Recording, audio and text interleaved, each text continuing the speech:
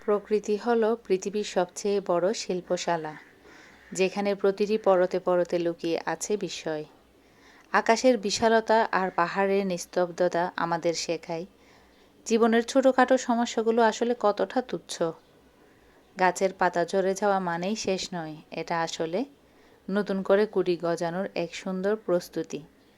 সবুজ বনের ঘ্রাণ আর পাখির কলকাকলি হলো আত্মার জন্য সেরা ওষুধ। প্রকৃতির সান্নিধ্যে গেলে মনে হয় সময় যেন থমকে দাঁড়িয়েছে।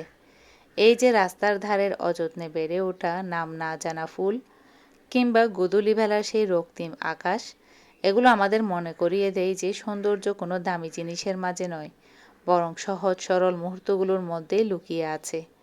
যান্ত্রিক এই শহরে আমরা যখন ক্লান্ত হয়ে পড়ি, তখন এই অবারিত প্রকৃতি আমাদের নতুন করে বেঁচে থাকার রসদ যোগায়। বাজারের হাজারো চাকচিক্যের ভিড়ে নিজের হাতে তৈরি জিনিসের আনন্দটাই অন্যরকম।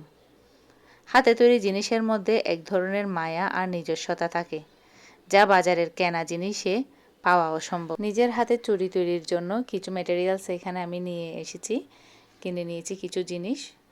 তো আসলে এই চুড়িগুলো যখন বানাচ্ছিলাম অনেকটা সময়, ধৈর্য আর একরাশ ভালোবাসা নিয়ে, তখন মনে হচ্ছিল আমি শুধু অলংকার নয়, বরং এক টুকরো স্মৃতি তৈরি করছি। সুতোর বাঁধন আর পাথরের কারুকাজে মিশে আছে আমার নিজের পছন্দ আর সৃজনশীলতা। নিজের হাতে সাজানোর এই তৃপ্তি সত্যিই অতুলনীয়। কিছু জিনিস শুধু পরার জন্য নয়, মনের মাধুরী মিশিয়ে গড়ার জন্য হয়। আমার হাতের তৈরি এটি প্রথম চুড়ি। শখের বশে শুরু করা, কিন্তু নিজের তৈরি এই চুড়িগুলোর প্রতিটি ভাঁজে মিশে আছে আমার অনেকটা ভালোবাসা। কাচের চুড়ির রিনজিন তো আছেই, কিন্তু নিজের হাতে বানানো এই চুড়িগুলোর গল্পটা একটু অন্যরকম। সুতোর কাজ আর দেশীয় ছোঁয়ায় তৈরি আমার এই ছোট্ট প্রচেষ্টা, সাধারণ উপাদানে অসাধারণ এক অনুভূতি। হাতের কাজ মানে শুধু শ্রম নয়, এটি হলো ধৈর্যের এক সুন্দর পরীক্ষা। একটু সুতো, একটু পুঁতি আর এক চিমটি সৃজনশীলতা, ব্যাস তৈরি হয়ে গেল আমার স্বপ্নের চুড়ি। ব্যস্ত জীবনের ক্লান্তি দূর করতে নিজের পছন্দের কিছু তৈরি করার চেয়ে ভালো থেরাপি মনে হয় আর কিছুই নয়।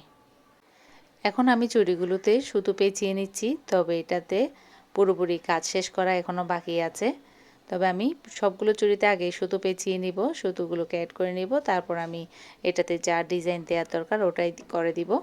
এই সুতো পেঁচানোটাই হচ্ছে সবচেয়ে বড় ধৈর্যের কাজ। যেহেতু এটা আমার প্রথম চুড়িটা করতে আমার একটু সময় লাগছে, কিন্তু এরপর থেকে যা তৈরি করে নিয়েছি আমি, মানে এক সেট তৈরি করব। তো অন্যান্য চুড়িগুলো তৈরি করতে আমার তেমনটা আর সময় লাগেনি। খুব তাড়াতাড়ি, মানে অল্প সময়ের মধ্যেই আমি ঘরের অন্যান্য কাজ শেষ করে আমার নিজের সময়টুকু যেটা আছে, নিজের আরামের সময়টুকু বিসর্জন দিয়ে আমি ওই সময়টাতেই চুড়িগুলো তৈরির কাজ করছি। আসলে রান্না বান্না, ঘরে টুকিটাকি অন্যান্য সমস্ত কাজ, সংসারের সব কাজ সামলিয়েই গৃহিণীরা অন্য যে কোনো যদি এক্সট্রা কাজ করতে চায় তাহলে করতে পারে। অন্য কোনো কাজ তো আসলে সংসারের বাদ দেওয়া যাবে না, নিজের শখের কাজটা এর ফাঁকেই করে নিতে হয়। ঠিক তেমনি আমি এই চুড়িগুলোই তৈরি করে নিয়েছি। কেমন হয়েছে অবশ্যই জানাবেন।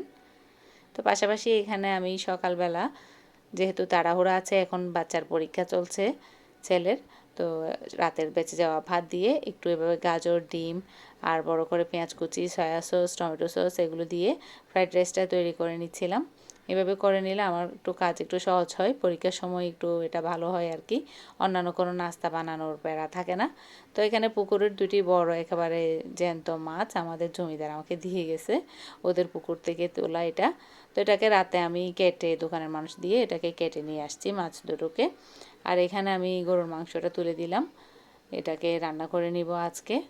আলু দিয়ে গরুর মাংসটা রান্না করে নিছি। এভাবে করে নিলে মজা হয়। বড় আলু দিয়ে রান্না করতে চাইছিলাম, তবে বড় আলুটা বাজারে খুঁজে পাওয়া যায়নি, মানে আজকে বাজারে ওঠেনি আর কি, রিজিকে নেই, তো ওটা নিয়ে আর করা হয়নি।